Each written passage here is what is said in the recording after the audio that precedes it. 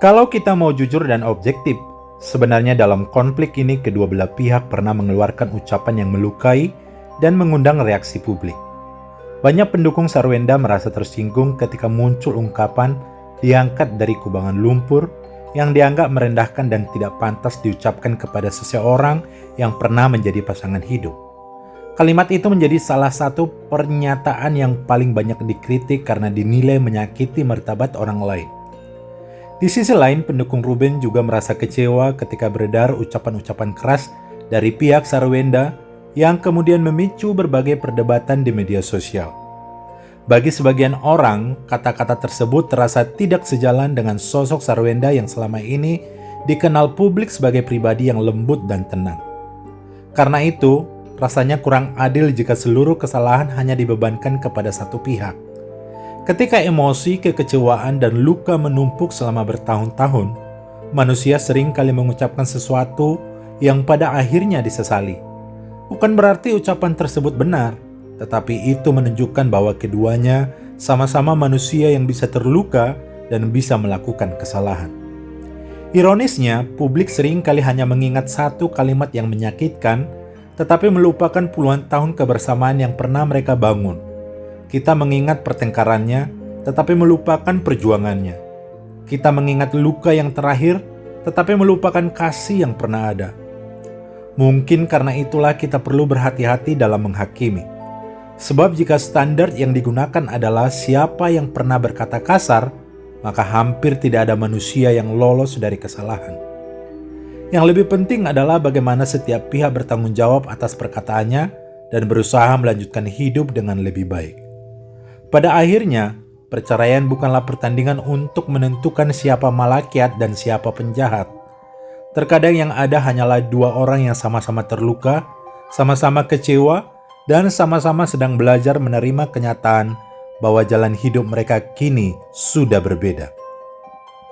Di tengah berbagai tudingan, sindiran, dan perdebatan yang terus bergulir di media sosial, ada satu hal yang kadang terlupakan oleh publik. Hubungan antar manusia tidak pernah sesederhana hitam dan putih.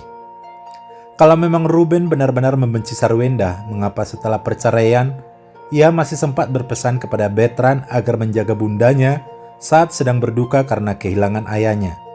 Mengapa Ruben masih mengingat hal-hal kecil seperti kebiasaan Sarwenda yang sering lupa makan ketika sedang sedih atau banyak pikiran? Kalau memang Bertrand sudah tidak peduli kepada Sarwenda, mengapa ia sampai menangis saat menonton video klarifikasi bundanya? Mengapa ia secara terbuka meminta media dan netizen agar tidak memboikot Sarwenda? Mengapa ia masih mengenang dan penuh kasih kedekatan mereka selama bertahun-tahun? Dan kalau memang hubungan mereka selama ini hanya sandiwara, tentu sulit menjelaskan begitu banyak momen yang pernah disaksikan publik.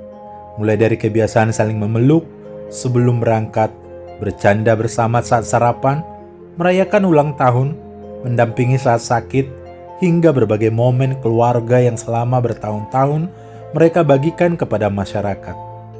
Apakah semua itu berarti tidak pernah ada masalah? Tentu tidak.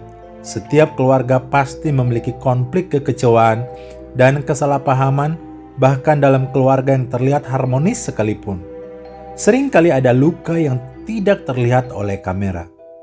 Karena itulah mungkin lebih bijak jika kita tidak terburu-buru menghakimi siapa yang paling benar dan siapa yang paling salah.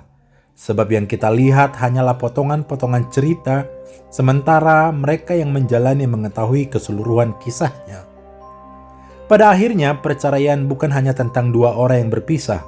Ada anak-anak yang harus menyesuaikan diri, ada kenangan yang tidak bisa dihapus, dan ada rasa sayang yang terkadang tetap tersisa meskipun hubungan suami istri telah berakhir. Mungkin itulah sebabnya di balik berbagai konflik yang terjadi, sesekali kita masih melihat kepedulian yang muncul, karena kebencian bisa membuat orang saling menjauh, tetapi kenangan dan kasih yang pernah ada seringkali tetap meninggalkan jejak di hati. Sebagai penonton, tugas kita bukan menambah luka dengan hujatan, tugas kita adalah belajar bahwa setiap keluarga memiliki pergumulannya sendiri.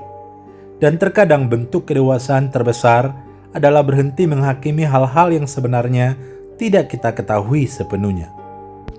Sebagai orang percaya, mungkin ada baiknya kita juga bercermin kepada firman Tuhan sebelum terburu-buru menghakimi. Amsal 15 ayat pertama berkata, jawaban yang lemah lembut meredakan kegeraman, tetapi perkataan yang pedas membangkitkan amarah. Ayat ini mengingatkan bahwa satu kalimat yang diucapkan dalam emosi dapat memperbesar luka yang sebenarnya sudah ada. Entah itu ungkapan kubangan lumpur, kata-kata kasar, sindiran, atau pernyataan yang menyakitkan, semuanya berpotensi meninggalkan bekas yang dalam bagi orang yang mendengarnya. Yakobus 3 ayat 5-6 juga mengingatkan bahwa lidah memang kecil, tetapi dapat menimbulkan dampak yang sangat besar. Seringkali yang menghancurkan hubungan bukan hanya tindakan, melainkan kata-kata yang terucap ketika hati sedang terluka. Dan bagi kita yang hanya menjadi penonton dari kisah ini, Tuhan Yesus memberikan peringatan dalam Matius 7 ayat yang pertama.